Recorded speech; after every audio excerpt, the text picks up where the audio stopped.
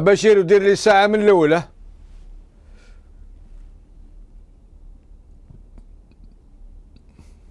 50 دقيقة. هاي بسم الله.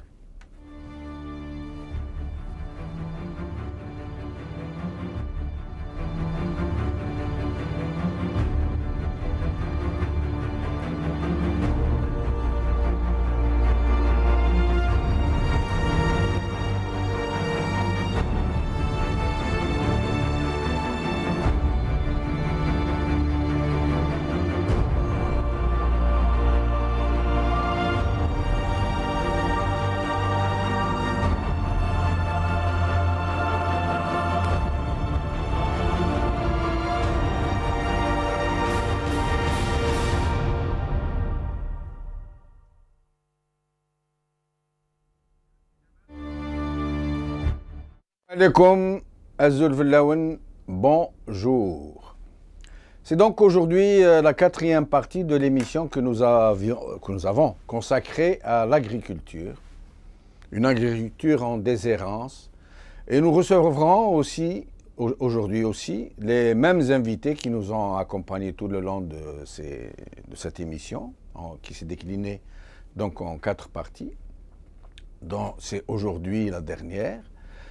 Et je voulais dire à nos invités avant que nous commencions à discuter que de nombreux téléspectateurs nous ont contactés pour nous dire qu'ils n'avaient réellement pas vraiment compris où en est la situation, qu'ils aimeraient que les invités s'expriment de façon un peu moins technique pour qu'ils comprennent si réellement cette agriculture est vraiment aussi désespérée qu'on le dit, ou si, comme le prétendent d'autres, qu'elle est qu'elle est très prometteuse et qu'elle s'en tire pas mal. Et les gens nous ont particulièrement parlé, je ne sais pas pourquoi, de l'Est, de l'Ouest, du centre, de la pomme de terre. Curieusement, ils sont offusqués, ils sont vraiment ulcérés par le prix de la pomme de terre de ces jours-ci et ils veulent qu'on en parle. Donc, j'accueille aujourd'hui aussi M. Zaatari Abdelwahab, M. Ben Youssef Badreddine, M. Slimane Badrani et M. Sofiane Ben Agila. Je vais demander à nos 4 invités de nous faire de nous donner un bref aperçu sur ce qu'ils pensent réellement, un état des lieux de la situation de l'agriculture. Et puis, on partira, à partir de ces constats, on partira sur nos débats. Monsieur Zaatari Abdelwahab, merci d'être avec nous. Monsieur Zaatari n'est pas là. Monsieur Slimane Badrani. Monsieur Slimane Badrani. Oui, j'écoute. Bonjour, merci d'être encore une fois avec nous. Je souhaiterais que vous puissiez nous faire un état des lieux assez concis, assez résumé, pour que nous puissions débattre ensuite où en est vraiment notre agriculture, en des termes que pourront comprendre tous nos téléspectateurs, s'il vous plaît.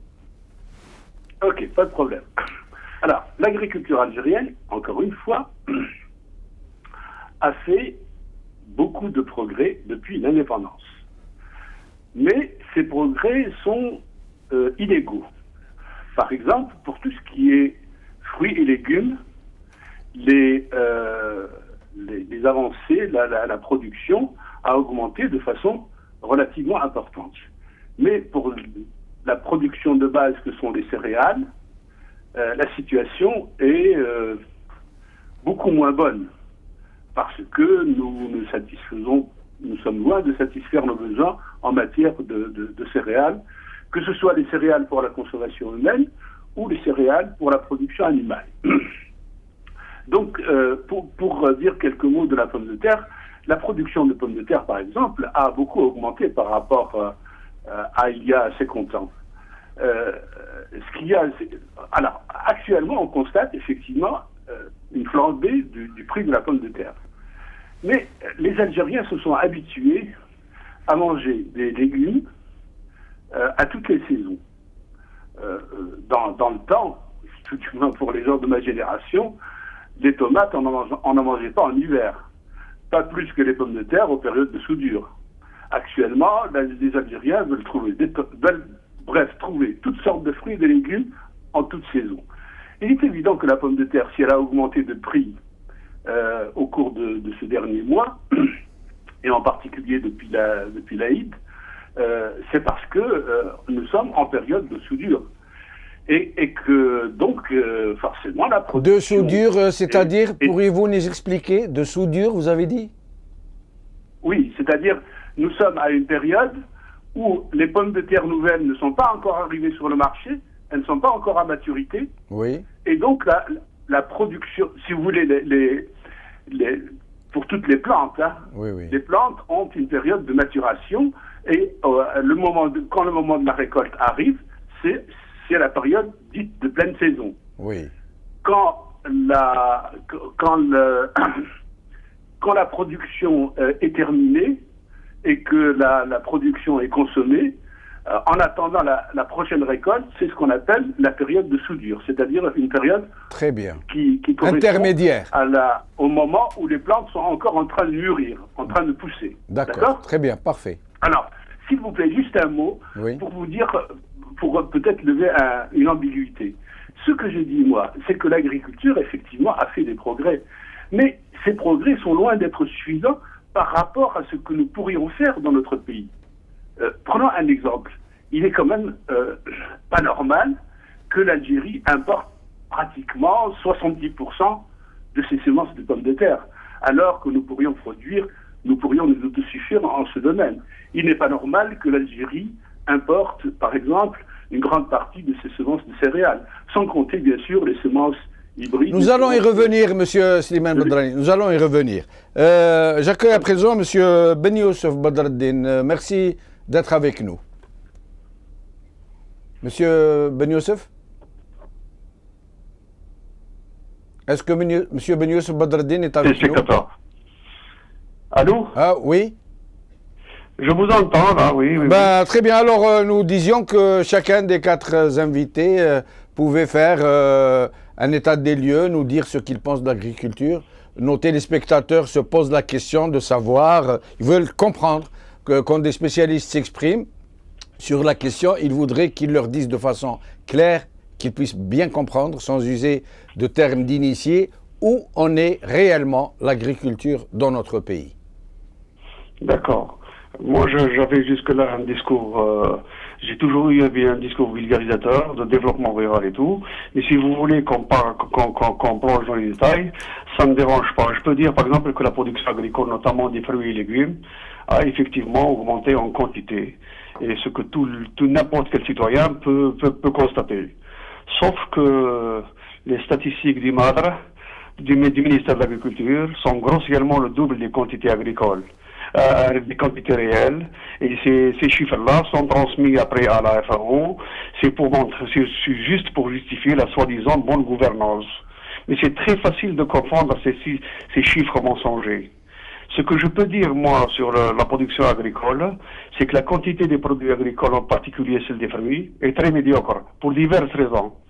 Cela relève aussi bien des agriculteurs qui ne maîtrisent pas les conduites culturelles et la cueillette que les grossistes transformateurs. Nous avons aussi le coût de production qui sont très excessifs du fait de la faible technicité des agriculteurs et du coût excessif des facteurs de production dont le marché n'est pas indemne de spéculation. Par exemple, vous avez parlé de la pomme de terre, je peux vous dire que les semences sont importées à 100%. Je vous ai déjà parlé du matériel génétique animal dans les 3 dernières séances. Par exemple, pour les souches de volaille, même pour les génisses pleines, toutes les matières premières, les aliments sont importés. Conséquence de ce qui précède, l'agriculture algérienne est peu productive et très dépendante de l'étranger.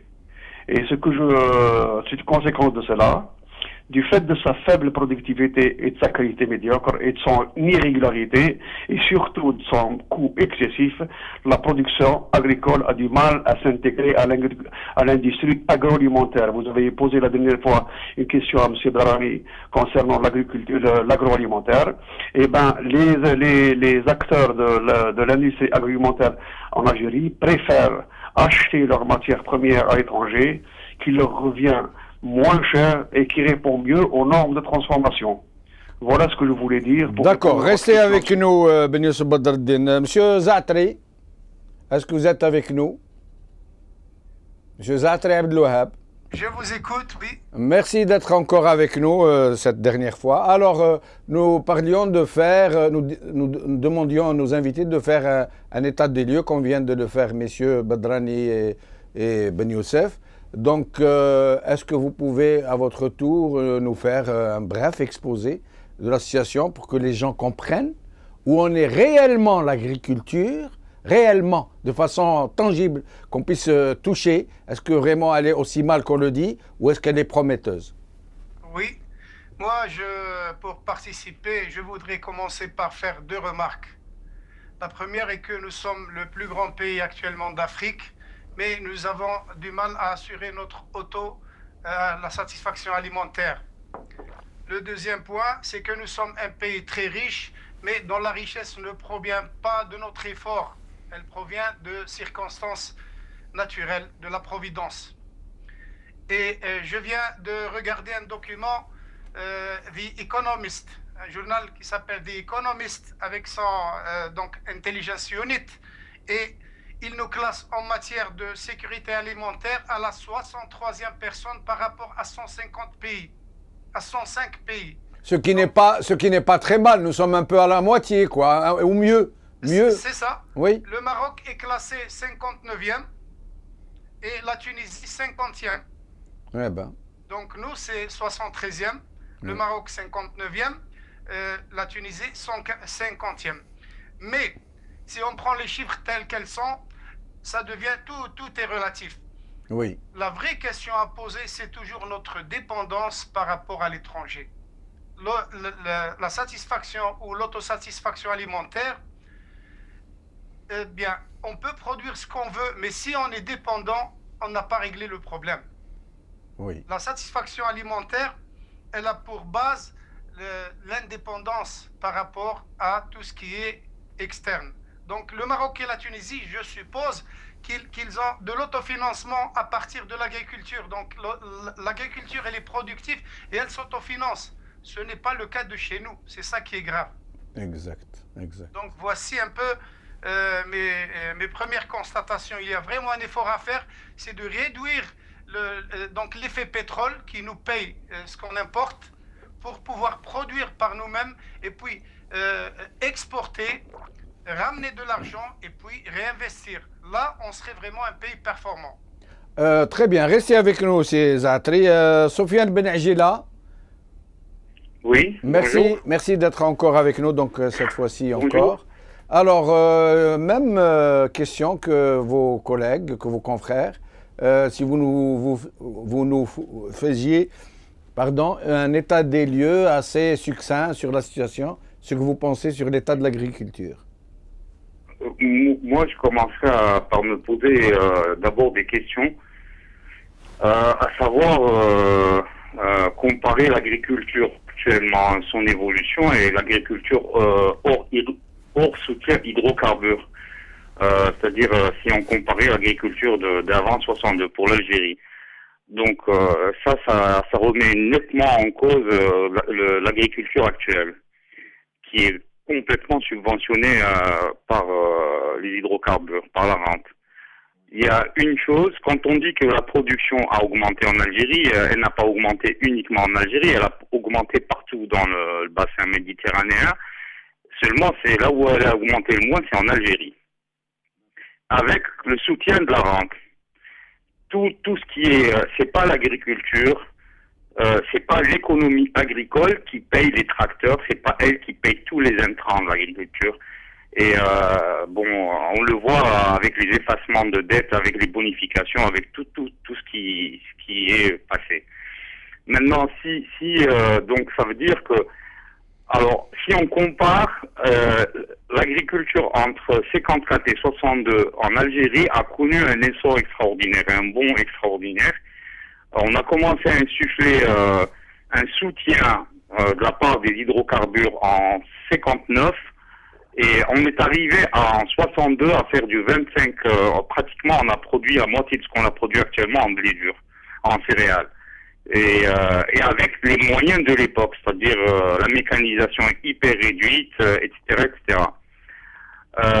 Maintenant, ça veut dire que quasiment on a une agriculture de façade, parce que si on voit par exemple par rapport aux céréales, il y a des années où les céréales produites en Algérie nous reviennent plus cher que les céréales qu'on importe. S'il y a une bonne année à l'étranger, enfin entre autres en France, parce que c'est là où on achète 80% de nos céréales, s'ils ont une très très bonne récolte, très bonnes conditions et tout, le prix de revient de leurs céréales à l'achat nous revient moins cher que celle qu'on a produite ici. Pour vous dire que c'est-à-dire ça aurait mieux valu il aurait mieux valu qu'on importe directement, sans produire ici. À ce point. Bon, pour ce qui est de l'agro-industrie, moi je reviens sur un fait. Pour moi, il n'y en a pas. On n'a pas d'agro-industrie. Parce que l'agro-industrie, l'agroalimentaire, si on parle d'agroalimentaire, l'agroalimentaire, c'est une forme, l'industrie agroalimentaire, c'est une forme prolongée de l'agroalimentaire artisanal, à savoir faire des confitures à la maison, ou faire tout ce qu'on fait. Ou de transformation. Ou de transformation aussi. Ou de transformation. Ou de transformation. C'est pas seulement de conditionnement, c'est aussi de transformation. Oui. Mais en tout cas, l'agroalimentaire intervient pour réguler le marché, pour transporter de la marchandise, pour réguler la consommation et pour transporter essentiellement. Et pour stocker. Mais là, comme il n'y a pas de production, l'agro-industrie, l'agroalimentaire n'existe pas. Il n'y a pas de surplus de production. Oui. Alors, si vous on prend l'exemple des moulins Ferrero à l'époque du côté de Boussaada ou à Biskra ou Boussaada, ils faisaient des pâtes Ferrero, ils ont évolué après, ils sont partenaires de Panzani. Ils ont évolué, ils ont commencé avec des pâtes faites en Algérie. La première rouleuse de pâtes alimentaires a été faite en Algérie, à Blida, en 53. Ouais, bah. Et c'est tout ça l'agro-industrie. C'est tout un circuit de production, tout un circuit de collecte, de transformation et de commercialisation. Nous, si on voit rien que pour le lait, on a même des difficultés rien qu'à commercialiser. Restez avec nous, M. Belagila. On va faire un autre tour de table où chacun va répondre à ses collègues. Ensuite, on posera des questions. Monsieur Slimane Badrani, vous auriez quelque chose à répondre ou à rajouter? Ah oui, ça c'est sûr, oui. Je vous en prie. Bon, ce qu'il y a, c'est que les collègues qui participent, donc, ils disent plein de vérités. Mais parfois, je trouve que c'est dommage, il y a un peu d'exagération. Prenons un exemple. Quand vous dites autosuffisance alimentaire, enfin, vous savez très bien qu'aucun pays n'est autosuffisant sur le plan alimentaire.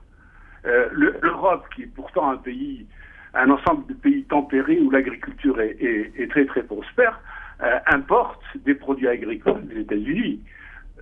Donc il y a vraiment oui, mais là vous exagérez vous aussi parce qu'il n'y a pas de comparaison possible entre des gens qui importent parce qu'il y a une sorte de mondialisation, de marché ouvert, mais qui peuvent très bien s'autosatisfaire, hormis les produits exotiques. Un pays comme les États-Unis ou certains pays comme l'Europe peuvent se permettre de ne pas importer du tout, si ce n'est des produits exotiques de consommation de luxe. Par rapport à nous, qui importons notre blé dur, notre blé tendre, etc. Et j'en passe. Mais je vous laisse poursuivre.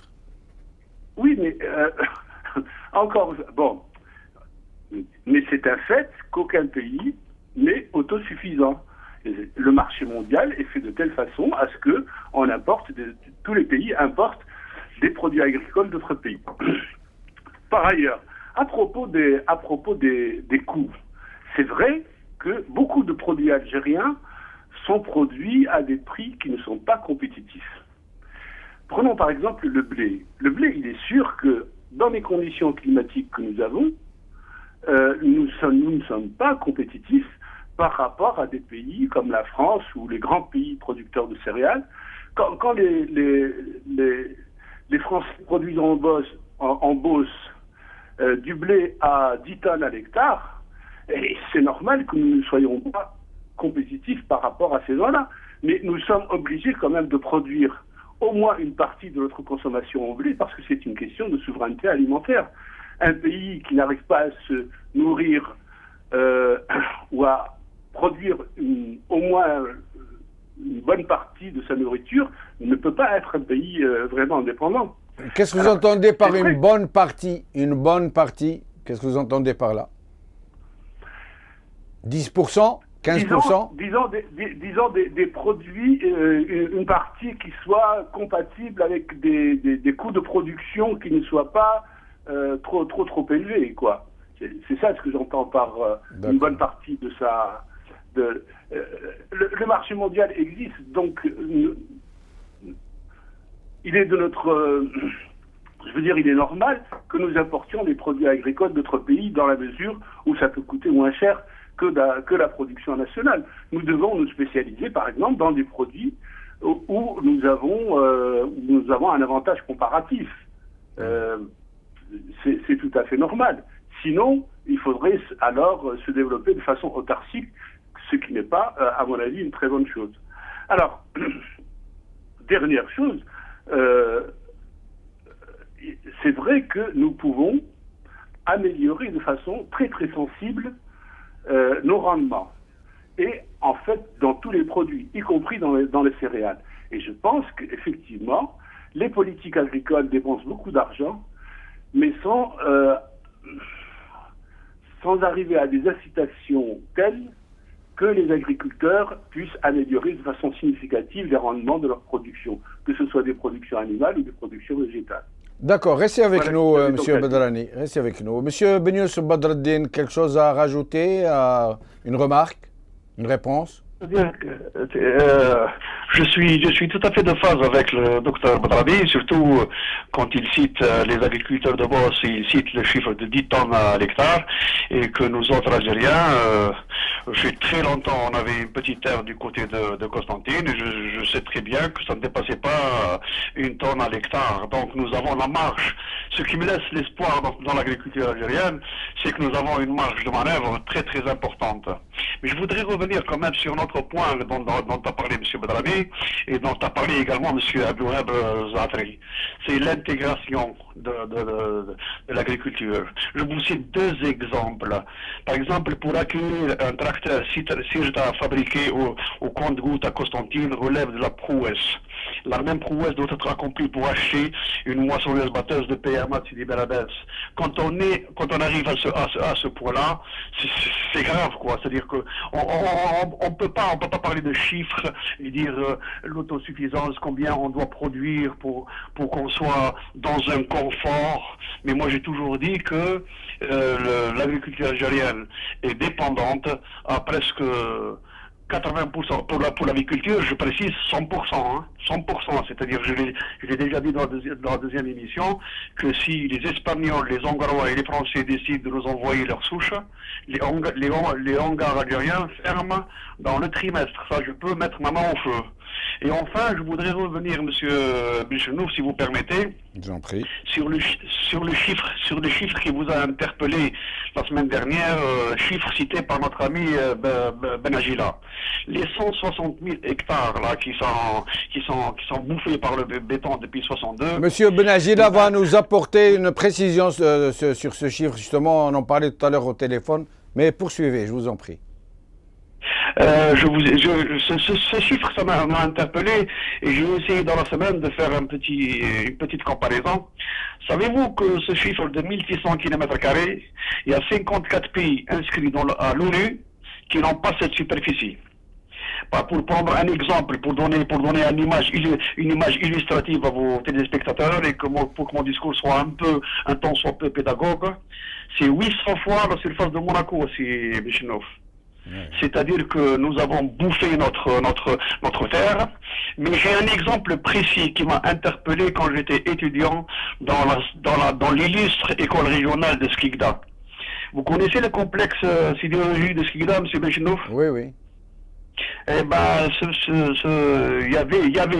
parle bien au passé, il y avait une belle plage qui s'appelait la plage de Jeanne d'Arc. Oui. C'est une plage d'un seul tenant qui fait entre 10 et 15 kilomètres et adossée à des terres agricoles sur une largeur de 5 à 6 kilomètres qui ont toutes été bouffées.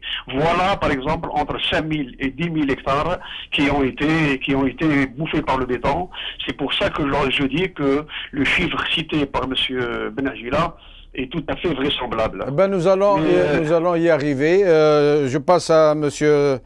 Zaatri, donc même question. Ensuite, M. Benagila, avant de poser des questions précises. M. Zaatri, je vous en prie, donc si vous avez quelque chose à rajouter, une précision. Oui, en fait, je suis tout à fait d'accord avec donc les idées, les observations de M. Ben Youssef et de M. Benagila. L'état, la situation est connue. Ce qu'il faut, c'est, comme ils l'ont fait remarquer, c'est d'améliorer la productivité, de prendre les mesures nécessaires, et puis d'améliorer aussi et d'investir dans l'agroalimentaire, et puis surtout de valoriser le facteur humain, parce que si nous ne mettons pas les vraies compétences dans ce secteur, eh ben, on n'aura pas les bons résultats, quels que soient, disons, les investissements que l'on va placer. Donc, je suis tout à fait d'accord avec eux.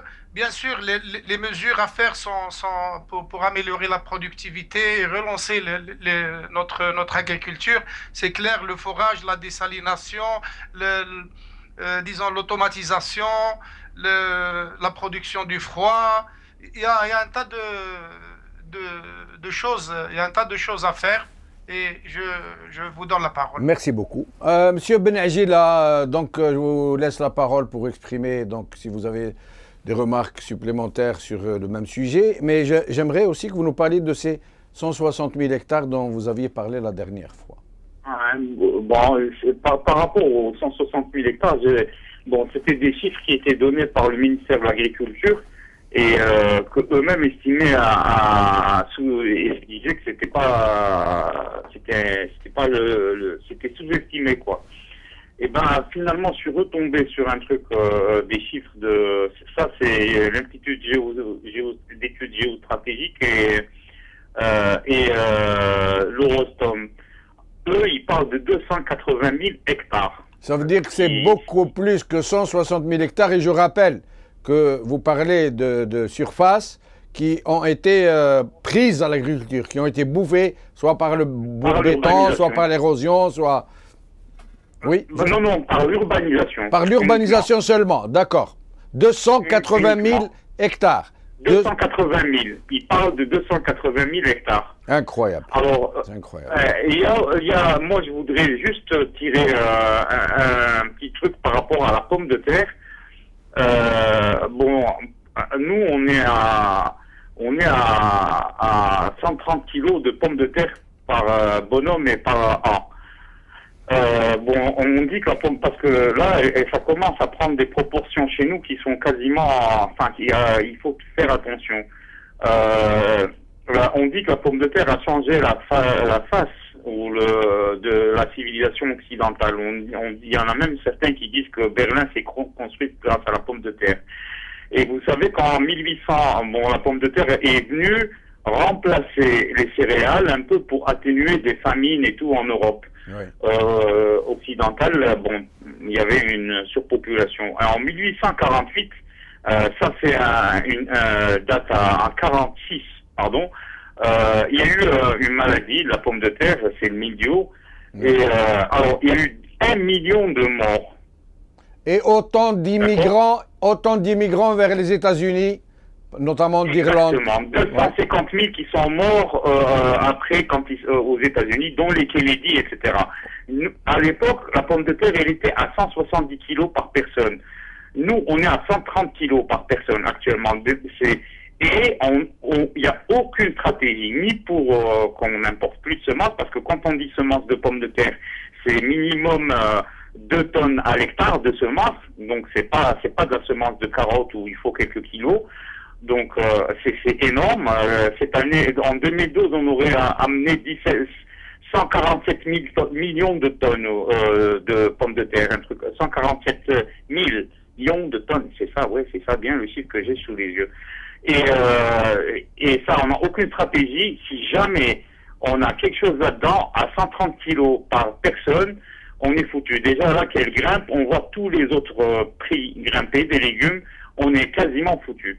Et là, sans le soutien des hydrocarbures, moi je le réitère, l'agriculture actuellement n'est pas en état de nourrir l'Algérie de 1962.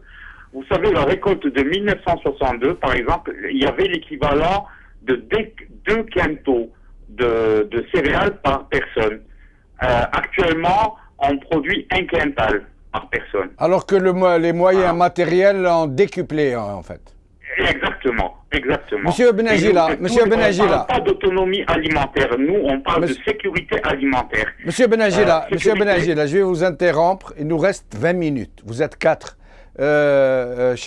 Chacun de nos invités a droit donc à 5 minutes. Je lui demanderai d'essayer d'identifier le plus gros problème de l'agriculture et de nous faire ses propositions. Chacun de vous aura donc 5 minutes pour s'exprimer. Et comme ça, ce sera très équitable. Monsieur Badrani, je vous en prie, à vos l'honneur. Monsieur Badrani. Je crois que l'un des gros problèmes de l'agriculture algérienne, c'est les problèmes des rendements. Nous avons des rendements qui sont encore beaucoup trop faibles par rapport aux potentialités qui sont les nôtres.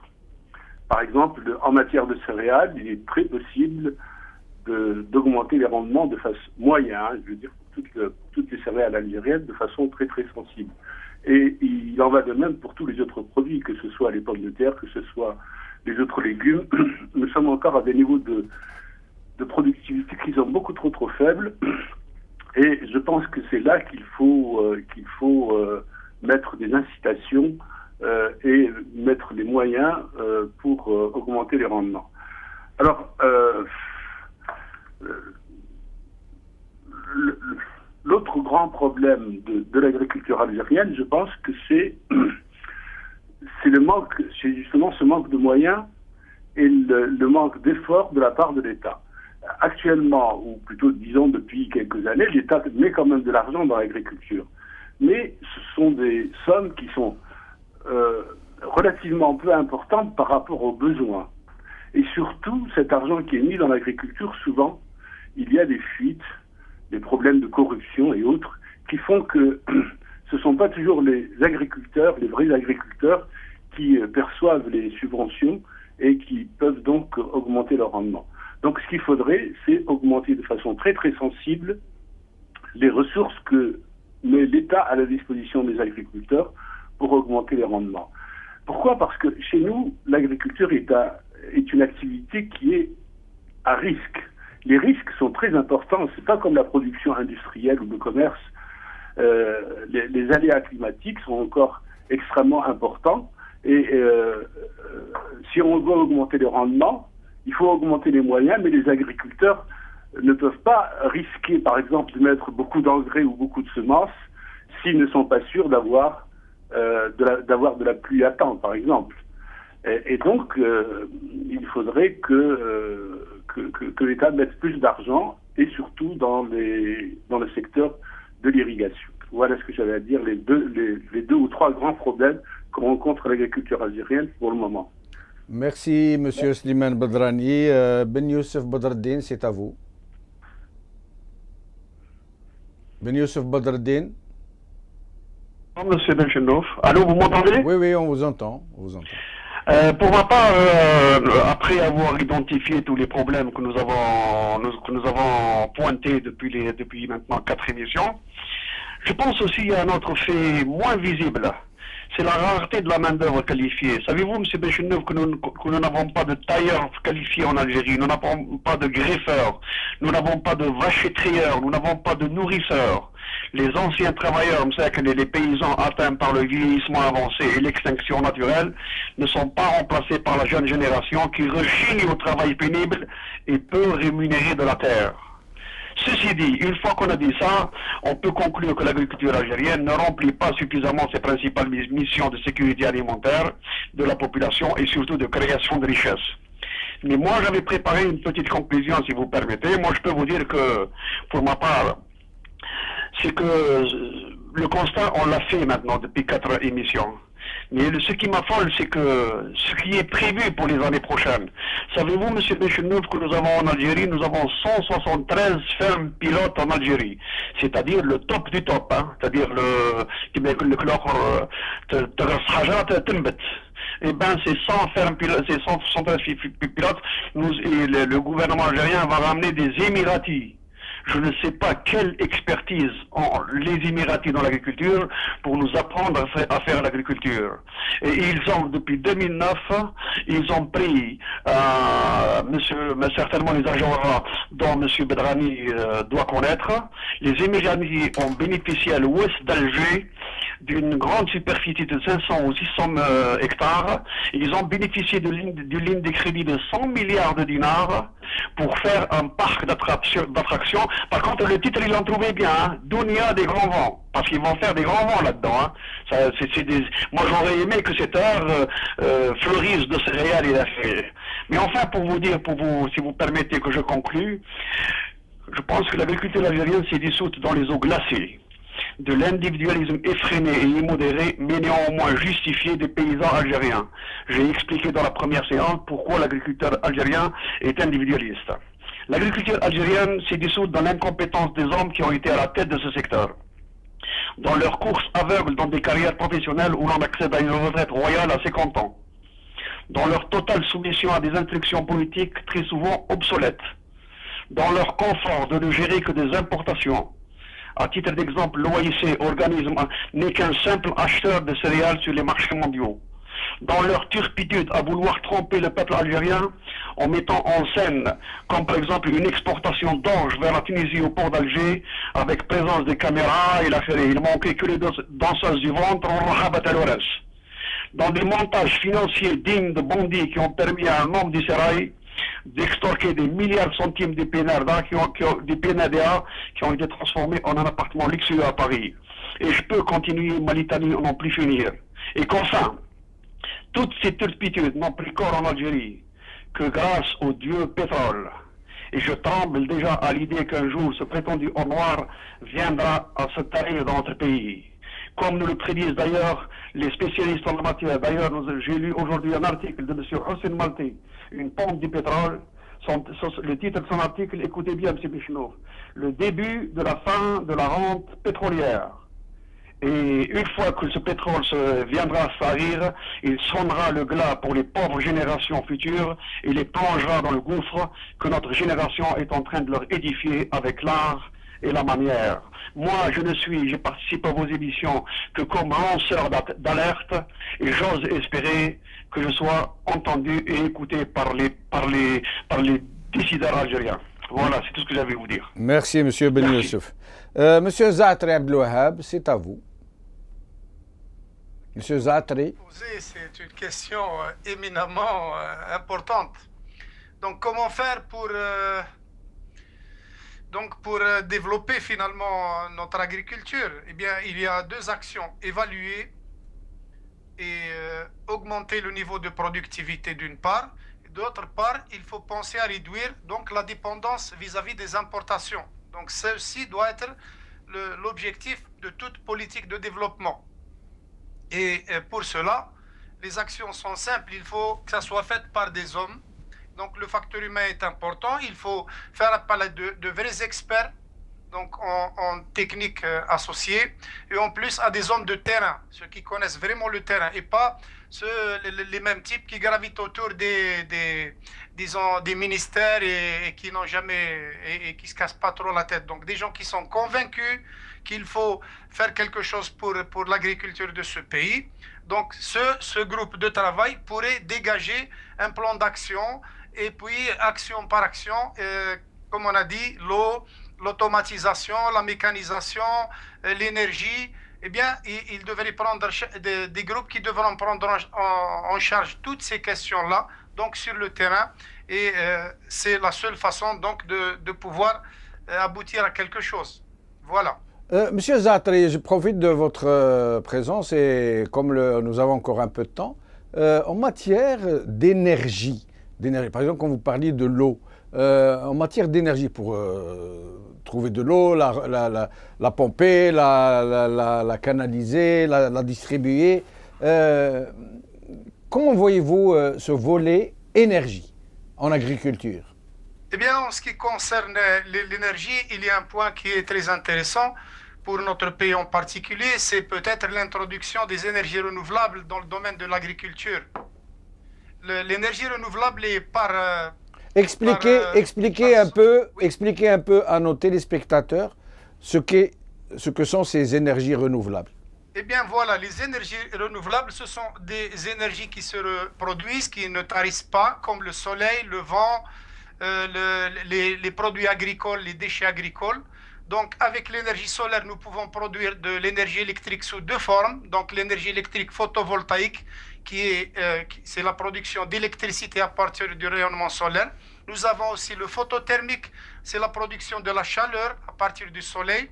Nous avons aussi l'énergie éolienne, donc c'est l'énergie du vent à partir de turbines. Nous avons aussi, et c'est particulier pour l'agriculture, donc les biotechnologies, donc comme les biogaz. Nous pouvons produire des gaz, des alcools pour toutes sortes de choses. Donc l'agriculture, je veux dire, est très bien adaptée pour les énergies renouvelables parce que par essence, les énergies renouvelables sont distribuées. Oui, très bien. Donc, et l'agriculture, ça se fait sur des terrains assez larges. Et ça convient bien pour les énergies renouvelables parce que pour l'énergie solaire, par exemple photovoltaïque, il faut placer des panneaux et les panneaux prennent de l'espace. Ce n'est pas très pratique pour les villes, mais c'est très pratique pour les exploitations agricoles. Au sud notamment. Pour les éoliennes. Exact. Les éoliennes sont, quand on veut beaucoup de puissance, les éoliennes sont assez grandes et prennent de l'espace et disons, les exploitations agricoles offrent cet espace-là. C'est pourquoi donc il y a un vrai gain pour l'agriculture. De même pour les biotechnologies, eh bien tout ce qui est déchets agricoles pourrait être converti en énergie. Et je trouve que le terrain pour l'Algérie, le terrain idéal pour les applications des énergies renouvelables, c'est justement l'agriculture. Et qu'est-ce qu'il en est en ce moment au sujet de ces énergies renouvelables dans le milieu de l'agriculture? Est-ce qu'elles sont plus ou moins présentes? Il n'y en a pas tellement. Ça n'existe presque pas, même dans les autres domaines. Je voudrais par exemple vous informer que le fameux projet Desertec, oui, il a été abandonné, tout simplement. Effectivement. Oui, il a été abandonné. Et donc, mais ce que je voudrais passer comme message à nos agriculteurs, par exemple, c'est de leur dire que l'énergie, il y a deux niveaux d'énergie. Et donc, il y a la petite énergie qui se fait en kilowatts, et puis il y a les fortes énergies, c'est les mégawatts. Donc, les mégawatts, les gigawatts, ce sont de grandes centrales électriques très coûteuses et comme Desertec. Et donc, ça risque de ne pas marcher ou ça coûte très cher. Mais pour l'agriculteur, il est temps qu'il ait le courage au prix actuel de se lancer dans la petite énergie, donc d'installer quelques kilowatts cette année, d'en mettre encore l'année prochaine quelques kilowatts, et le bénéfice est garanti. Donc à moyen terme, il aura tout à gagner en investissant dans toutes ces énergies. Surtout s'il veut faire donc un peu de l'agriculture extensive. S'il a de grands espaces, il pourra automatiser par exemple l'alimentation en eau et ça convient très bien. Merci Monsieur Zatreb Louhab. Sofiane Benajila, c'est à vous. Vous allez conclure donc. Il vous reste environ 6 minutes. Moi aussi, enfin là on en parle, je me place dans une position où on n'est pas dans une politique à la limite de développement parce que on est plutôt dans une politique de sauvetage parce que comme l'avait dit tout à l'heure Monsieur Ben Youssef, rien que le dernier, enfin ce qu'il avait lu par rapport à Malti, ça nous tournait quoi, c'est du jour au lendemain.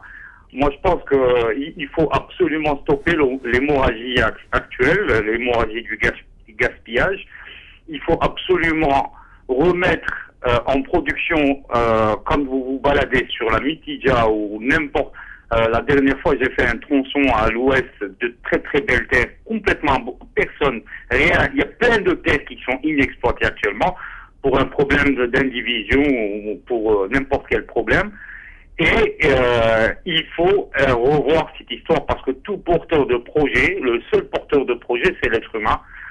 Et donc, il faut revoir toute la filière à partir de l'ingénieur et il faut descendre jusqu'à l'ouvrier agricole en passant par l'exploitant agricole. L'ingénieur, premièrement, il y a un problème de formation, à savoir que c'est des gens qui ont fait leurs études primaires, etc. en arabe, ils arrivent à l'université. Quand vous rentrez dans un amphi, vous savez plus dans quelle langue ils parlent. On se demande comment ils se comprennent. Et donc, il y a ça, c'est une catastrophe. Le deuxième aspect, la formation... Monsieur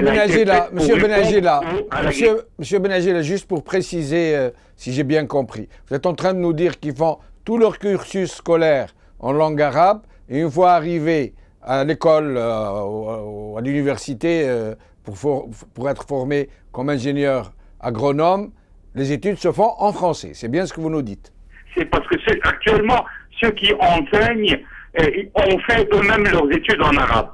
Donc, en termes de transmission du savoir et de la connaissance, c'est débile. Et en plus, c'est fait pour répondre à une agriculture qui ne correspond pas à l'autre agriculture, c'est une agriculture coloniale.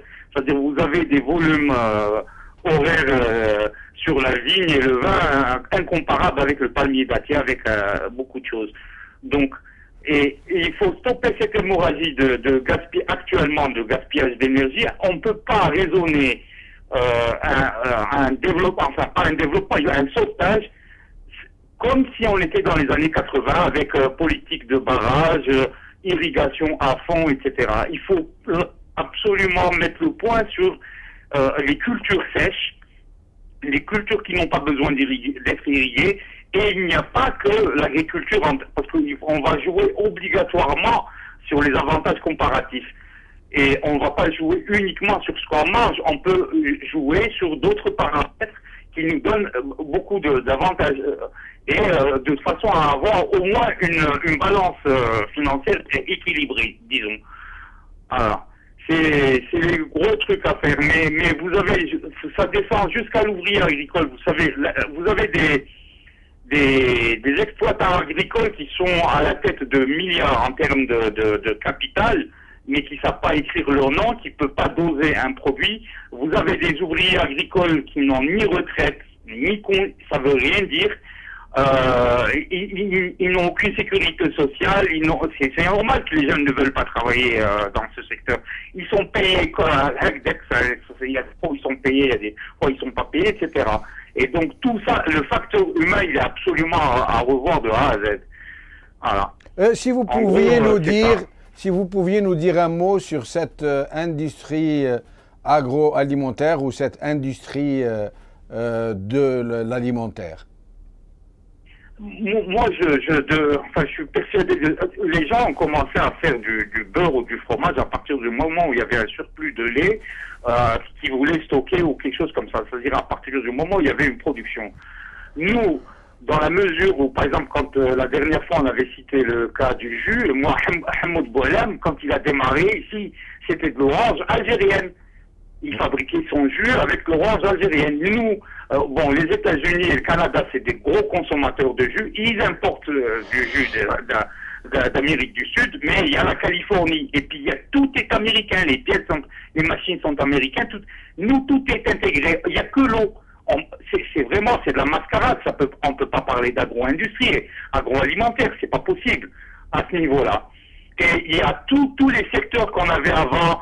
Les ateliers de traitement de laine, on faisait de la soie, il y a un tas la figue sèche, le raisin sec, à Tlemcen, etc. Tout ça est à l'abandon. Et tous ces trucs-là, il faut absolument les refaire démarrer. Il y a un savoir-faire qui s'est perdu, et ça, c'est la catastrophe. Ça, on parlait de certains produits agricoles algériens, la variété de blé dur particulièrement réputée à un niveau mondial. On parlait de la brebis des hauts plateaux de votre région, je crois, de l'Rouat. Ouled Djellal. On parlait de Deglet Nord, de Tolga. On parlait de la Shoah, de Tlemcen. Vous savez, quand on parle de savoir-faire, vous savez, il y a des pratiques culturelles. Ça, c'est des. Je les ai vus ici. On est au Sahara septentrional en Algérie. Et c'est les mêmes pratiques en élevage, par exemple, qui se font en Normandie. Exactement les mêmes. Pour dire qu'il y a un savoir-faire populaire réel et que c'est des techniques qui. Nous, il y a des choses qu'on est en train de perdre. Vous prenez le cas par exemple, actuellement de l'élevage. L'élevage qui se fait sur la tête. Vous savez que 80% pratiquement des troupeaux, les détenteurs de troupeaux, c'est des citadins. Et pour lui, le troupeau, il bouffe à l'extérieur, bon, il mange de l'herbe et on va donner du concentré. Mais actuellement, on donne tellement d'orge qu'il ne vit pratiquement que d'orge. Mais l'éleveur qui est le berger, il ne sait pas, parce que c'est une technique d'alimentation en concentré, il ne sait pas la pratiquer. Et donc, personne ne sait comment nourrir cet animal finalement. Ni le propriétaire, ni soi-disant l'éleveur. Et vous avez des pertes facilement de 40% de concentré qu'on jette dans la nature, comme ça. Merci, Soufiane Benajela, merci beaucoup. Merci à M. Zaatari Abdelouahab, M. Ben Youssef Badreddine, M. Slimane Badrani et vous-même, M. Soufiane Benajela, de nous avoir accompagnés tout au long de ces 4 épisodes de cette émission dédiée à l'agriculture. J'espère que nos téléspectateurs se seront fait une idée, un temps soit peu précise sur la situation. Sur ce, je vous dis au revoir. Salam alaikum.